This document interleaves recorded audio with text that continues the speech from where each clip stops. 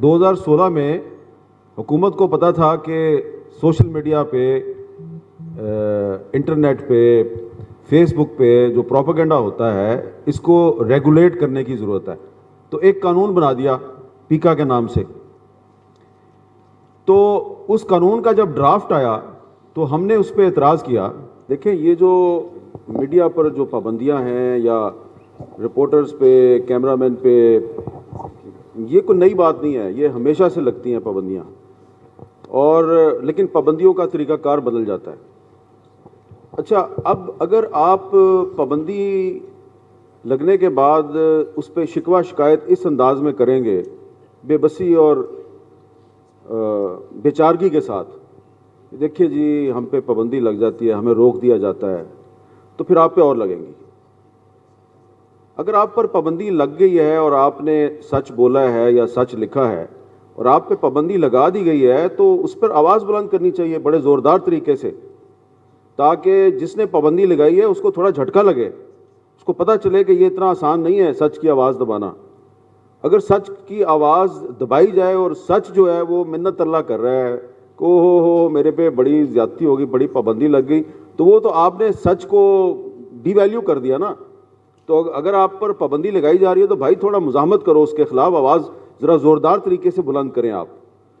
تو اب آپ کے سامنے ہی ہے، پاکستان میں بہت سے صحافی ہیں، ان پر پابندیاں لگتی ہیں، ان میں سے کئی ایسے ہیں جنہوں نے اپنی جانیں قربان کر دی ہیں، نام لینے کی ضرورت نہیں، نام اب سب کو پتہ ہے۔ تو یہ اب پاکستان میں یہ پروفیشن نارمل لوگوں کا پروفیشن نہیں ہے۔ اگر آپ نارمل آدمی ہیں تو برائے کرم یہ پروفیشن چھوڑ دیں۔ اگر آپ تھوڑے سے نہیں، کافی سارے پاگل ہیں اور پاگل پن کی حد تک آپ کو سچ بولنے کا شوق ہے، پھر آپ صحافت کریں پاکستان میں۔ اگر آپ نارمل ہیں تو چھوڑ دیں اس کو، یہ نارمل لوگوں کا کام نہیں ہے، یہ آپ کو اپنی جان ہتھیلی پہ لے کے پھرنا پڑے گی، تو آپ جرنلزم کر لیں۔ ہاں، بہت سے پاکستان میں صحافی ہیں، رپورٹر ہیں، کیمرہ مین ہیں، اینکر ہیں، کہتے ہیں ہم صحافی ہیں، بڑی بڑی تنخواہیں بھی لے رہے ہیں، وہ کوئی صحافی نہیں ہے۔ صحافی وہی ہے جس کے بارے میں پبلکلی لوگ کہ ہاں بھئی یہ بندہ جو ہے یہ ٹھیک ہے، یہ صحافی ہے۔ تو جب آپ کی یہ پہچان بن جائے گی نا صحافی کی، تو جو پابندی لگانے والے ہیں ان کو پھر تھوڑا سوچنا پڑے گا کہ یار پابندی لگائیں یا نہ لگائیں، کہیں یہ سارے اکٹھے ہو گئے تو پھر ہمارا کیا ہوگا۔ تو جس دن پابندی لگانے والوں کو یہ خطرہ پیدا ہو گیا کہ آپ سب لوگ اگر اکٹھے ہو گئے تو ان کا کیا ہوگا، تو اس دن آپ جیت جائیں گے۔ ادروائز آپ یہ شکوے شکایتیں کرتے رہیں، بے چارگی کا اظہار کرتے رہیں، کسی جج نے آپ کو انصاف نہیں دینا، انصاف آپ کو خود چھیننا پڑے گا۔ حامد میر صاحب نے ابھی یہ بات کی ہے کہ سچ کو اتنی زور سے بولیں کہ ادارے جو ہیں اس کے بارے میں احتیاط کریں آئندہ سے کوئی بھی رولز اور ریگولیشنز بنانے کے لیے۔ تو میرا یہ کویشچن ہے کہ ہماری اسٹیٹ میں کیا اتنی ٹالرنس کیپیسٹی ہے کہ جتنا سچ ہم زور سے بولیں وہ اس کو ایبزارب کر سکے؟ میں ایک گورنمنٹ امپلائی ہوں، ایٹ دا سیم ٹائم میں ایک پولیٹیکل سائنس کی ریسرچ اسکالر ہوں، لیکن مجھے حق نہیں ہے کسی بھی پلیٹ فارم پہ بات کرنے کے لیے اپنی اسٹیٹ کے بارے میں۔ تو کیسے زور سے سچ بولیں؟ ہم لوگ کیا 9 مئی کا انسیڈنٹ بھول گئے ہیں یا ہم لوگ مارنگ بلوچ کا بھی حال نہیں دیکھ رہے ہیں؟ اچھا، یہ آپ نے بڑا اچھا سوال کیا ہے، لیکن اس کا تعلق آج کے موضوع سے نہیں ہے، لیکن لنک ہے اس کا۔ میں آپ کو جنرل ضیاء الحق کے دور کی مثال دیتا ہوں۔ جنرل ضیاء الحق کے دور میں پاکستان میں بہت پابندیاں تھیں صحافت پہ، تو جو لوگ اخبارات میں ان کے مارشاء اللہ پہ تنقید کر رہے تھے ان میں بہت سے لوگ شامل تھے۔ میں آپ کو 3-4 نام بتاتا ہوں، شاید کچھ لوگ جانتے ہوں کچھ نہ جانتے ہوں۔ ایک تھے ارشاد احمد حقانی صاحب، وہ ایک کالج میں پروفیسر تھے، سرکار سے تنخواہ لیتے تھے۔ عطاء اللہ قاسمی صاحب ابھی بھی کالم لکھتے ہیں، ایم اے کالج میں پروفیسر تھے۔ امجد اسلام امجد صاحب، وہ بہت زیادہ پولیٹیکل نہیں لکھتے تھے لیکن لکھتے وہ بھی تھے۔ تو اس طرح کے 10-15 جو لوگ تھے جو جمہوریت کی بات کرتے تھے، مارشاء اللہ پہ تنقید کرتے تھے، وہ سرکاری ملازم تھے، ٹھیک ہے۔ تو مارشاء اللہ کے دور میں ظاہری بات ہے سرکاری ملازم، اگر ارشاد احمد حقانی جو ہے وہ گورنمنٹ کالج قصور میں پڑھاتے بھی ہیں اور کالم بھی لکھ رہے ہیں جنگ میں اور تنقید کرتے ہیں اور کہہ رہے ہیں ایم آر ڈی کی تحریک بڑی اچھی تحریک ہے، پاکستان میں مارشاء اللہ ختم ہونا چاہیے، جمہوریت بحال ہونی چاہیے، تو ان سمیت جو جتنے بھی سرکاری ملازمین تھے جو اخباروں میں لکھ رہے تھے ان کو سرکار نے نوٹس جاری کیے کہ آپ نہیں لکھ سکتے جیسا کہ آپ نے بتایا, تو ان تمام وہ جو سرکاری ملازمین تھے, بجائے کہ وہ بند کر دیتے لکھنا, انہوں نے مختلف لائرز کے ذریعے جو حکومت نے نوٹس جاری کیا تھا اس کا جواب دیا کہ آپ آئین کو مانیں یا نہ مانیں, لیکن آئین پاکستان میں آرٹیکل 19 بھی ہے اور سروسز رولز کا بھی انہوں نے حوالہ دیا, اور ایک لیگل بیٹل شروع کر دی مارشل لا حکومت کے ساتھ. اور الٹیمیٹلی جو مارشل لا حکومت ہے, اب وہ کیا کرتی, اتنے سارے لوگوں کے خلاف ایکشن تو نہیں لے سکتی تھی. اگر صرف ایک بندہ جو ہے اس کو نوٹس جاری ہوتا, یا صرف وہ جو نوٹس جاری ہوا ہے اس کا جواب صرف ایک سرکاری ملازم دیتا, تو شاید اس کو مشکلات کا سامنا کرنا پڑتا. لیکن 8-10 جب اکٹھے ہو گئے اور انہوں نے مل کے جواب دیا تو حکومت بیک فٹ پہ چلے گی. میں آپ کو یہی کہنا چاہ رہا ہوں جو پہلے بھی کہا ہے کہ آپس میں یونٹی پیدا کریں. بطور سرکاری ملازم آپ کو رائٹ ہے کہ آپ اپنی رائے کا اظہار کریں, اور اگر آپ پولیٹیکل سائنس کی پروفیسر ہیں یا پڑھاتی ہیں پولیٹیکل سائنس, پھر تو آپ کا بہت بڑا رائٹ ہے اور آپ لکھ سکتی ہیں. آپ کو, میرا نہیں خیال کہ پاکستان کا قانون آپ کو روکتا ہے. آزادی اظہار ہر پاکستانی شہری کا حق ہے, کوئی مانے یا نہ مانے. تو اگر مارشل لا دور میں سرکاری ملازمین جو ہیں وہ کھل کے اپنی رائے کا اظہار کر سکتے ہیں اور اخبارات میں لکھ سکتے ہیں, تو اس وقت مارشل لا ویسے اس وقت بھی ہے لیکن نہیں بھی ہے. ویسا مارشل لا نہیں ہے جیسا جنرل ضیاء الحق کا تھا, وہ نیکڈ مارشل لا تھا. اب ذرا ایک سویلائزڈ مارشل لا ہے, اس نے سویلین کپڑے پہنے ہوئے ہیں. لیکن اگر آپ لکھنا چاہتی ہیں تو میں تو آپ سے کہوں گا لکھیں, اور اخبار نہیں چھاپتا آپ کی رائے کو, تو یہ سوشل میڈیا کس لیے ہے, اپنی فیس بک پیج پہ لکھنا شروع کر دیں اور آپ دیکھیں کہ لوگ آپ کو اپریشیٹ کریں گے. اس لیے میری جو امید ہے نا میرے اندر ایک زندہ ہے, جس کی وجہ سے میں نے نہ کبھی پاکستان چھوڑا ہے, اور میں سمجھتا ہوں کہ ابھی بھی ہمیں آپٹمسٹ ہونا چاہیے. اس کی وجہ یہی ہے کہ آپ جیسے لوگ جو ہیں وہ کم از کم یہ تو سوچتے ہیں نا کہ ہمیں لکھنا چاہیے. ہم سرکاری ملازم ہیں لیکن ہمیں اپنی رائے کا اظہار کرنا چاہیے.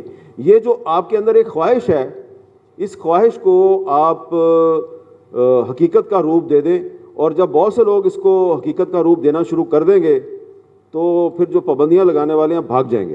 السلام علیکم. میرا کویشچن تو عامر میر صاحب سے ہے.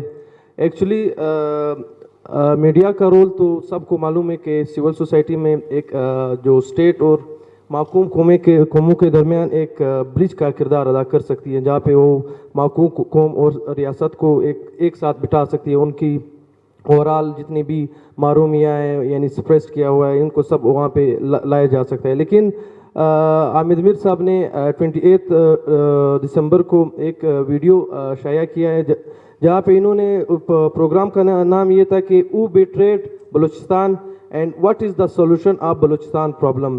یہاں پہ وہ اوورال جتنے بھی بلوچ کمیونٹی ہے یعنی اوورال وہاں پہ جتنے بھی ریکروٹمنٹ ہے بلوچ ملیٹنسی کی ہے وہاں پہ BLA میں اور تھرو آؤٹ جتنا وہاں پہ کلات اسٹیٹ تھا یعنی مکران اسٹیٹ تھا.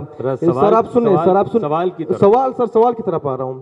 یعنی وہاں پہ انہوں نے اوورال جتنی بھی بلوچ کمیونٹی تھی یعنی ان کا پورا اوورال اس نے یہاں پہ ذکر کیا ہے. لیکن اوورال وہاں پہ انہوں نے جو پشتون کا مسئلہ ہے پشتونوں کا وہاں پہ ایک میجورٹی ہے بلوچستان میں, انہوں نے پوری ڈیبیٹ سے خان شہید کو انہوں نے بجا وہاں پہ اس کا ذکر کیا ہوا ہے. خان شہید عبدالصمد خان اچکزئی جنہوں نے 33 سال جیل میں گزارا ہے. سر کویشچن میں آ رہا ہوں سر, سوال لینا آپ سوال سر ایک منٹ کویشچن میں آ رہا ہوں سر. وہاں پہ انہوں نے پوری اوورال نہیں, اب آپ سوال پوچھیے. سوال کرنا چاہ رہا ہوں سر, سوال ہے میرا. نہیں کریے نا سوال, آپ سوال کے بعد پھر تقریر کرتے ہیں. 33 سال انہوں نے جیل میں گزاری, پھر 33 سال کے بعد ان کو بے جا قتل کیا گیا. تو مناسب نہیں ہے. لیکن سر میں کویشچن میرا یہ ہے کہ عامر میر صاحب نے وہاں پہ اوورال اس کی ڈیبیٹ میں انہوں نے پشتونوں کا جتنا بھی اوورال سیناریو تھا ان کا مینڈیٹ تھا انہوں نے بالکل اس کو نگلیکٹ کیا اور ان کی پوری کویشچن سے ان کو مد نظر کیا.